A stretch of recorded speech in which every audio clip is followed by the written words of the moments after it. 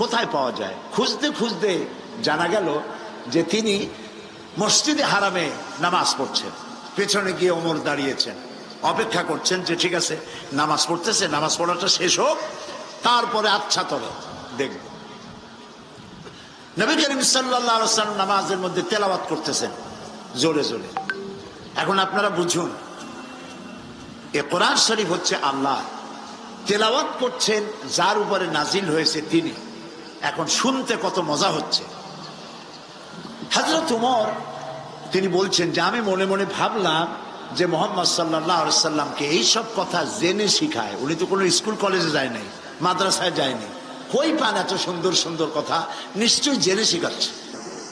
হযরত ওমর বলেন আমি যখন মনে করছি নবীজিকে মুহাম্মদ সাল্লাল্লাহু আলাইহি সাল্লামকে জেনে কথাগুলি শিখিয়েছে, অমনি তিনি নামাজের ভিতরে তেলাওয়াত করলেন, ইন্নাহু লাকাউলু রাসূলিন কারীম।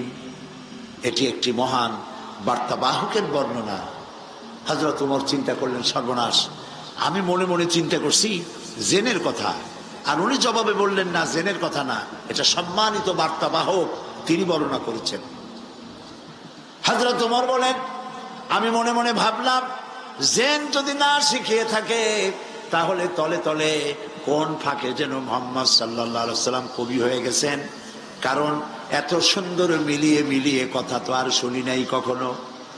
হযরত ওমর বলেন আমি যখন ভাবলাম তিনি কবি হয়ে গেছেন, অমনি তিনি নামাজের ভিতরে আমার এ কথার প্রতিবাদ করলেন। তিনি পড়লেন, ওয়ামা হুয়া বিকাউলি শাইরিন কালিলাম মা তুমিনুন। না না না, এটা কোনো কবির কথা নয়, তোমরা খুব কমই বিশ্বাস স্থাপন করো।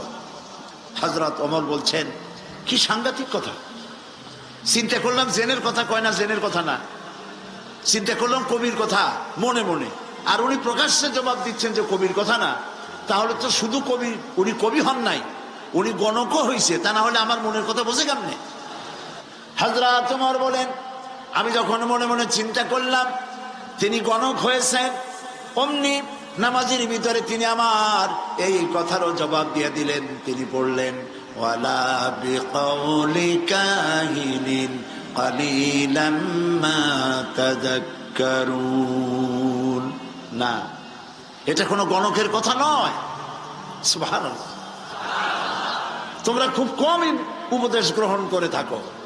হযরত ওমর বলছেন এবার আমার পায়ের তলা থেকে যেন মাটি খসে যাচ্ছে। কি আশ্চর্য কথা, যা মনে চিন্তা করি তার জবাব আসে নামাজ থেকে। এটা জেনের কথা না, এটা কবির কথা না, এটা গণকের কথা না, তবে এটা কি? বিরাট এক জিজ্ঞাসাবোধক চিহ্ন আমার সামনে ঘুরপাক খাচ্ছে, তবে এটা কি? হযরত ওমর বলেন আমি যখনই চিন্তা করলাম তবে এটা কি, অমনি রাসূল নামাজের ভিতরে আমার সে কথার জবাব দিয়ে দিলেন। তিনি পড়লেন, তানজিলুম মির রাব্বিল আলামিন। এটি হচ্ছে আল্লাহ রাব্বুল আলামিনের নাজিলকৃত কিতাব।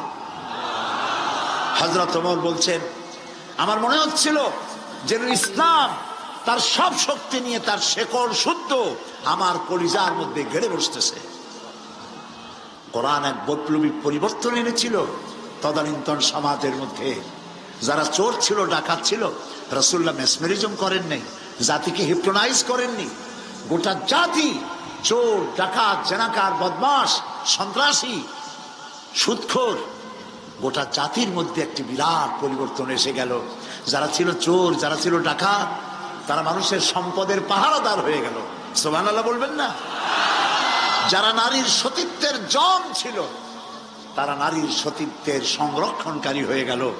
যারা যারা সুদভিত্তিক অর্থনীতি দিয়ে গোটা সমাজের সম্পদকে কক্ষিগত করেছিল, তারা কোরআনের সংস্পর্শে এসে সারা জীবনের সঞ্চিত সব সম্পদ অবারিত উন্মুক্ত হস্তে গরিব জনসাধারণের জন্য দুহাতে বিলায় দিতে লাগলো।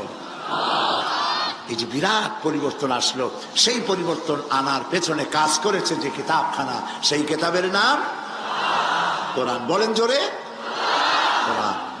এই কোরআন শরীফকে আল্লাহ তাআলা হেফাজত করার দায়িত্ব নিয়েছেন। বেদ বলেন, বাইবেল বলেন, সমস্ত